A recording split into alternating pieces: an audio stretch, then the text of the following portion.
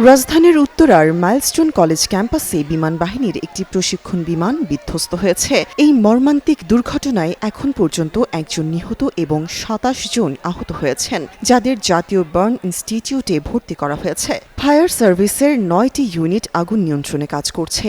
এই হৃদয় বিদারক ঘটনায় গভীর উদ্বেগ ও সমবেদনা প্রকাশ করেছেন বিএনপির ভারপ্রাপ্ত চেয়ারম্যান তারেক রহমান। সোমবার বিকেলে নিজের ভেরিফাইড ফেসবুক পেজে এক পোস্টে তিনি দলীয় নেতাকর্মী সহ সবাইকে ক্ষতিগ্রস্তদের পাশে দাঁড়ানোর আহ্বান জানিয়েছেন।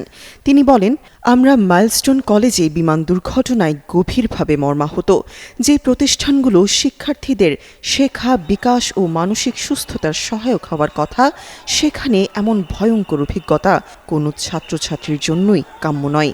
তিনি আরও যোগ করেন, আমি গভীর প্রার্থনা করছি এই মর্মান্তিক দুর্ঘটনার প্রত্যক্ষদর্শী ও ক্ষতিগ্রস্ত তরুণ প্রাণদের জন্য।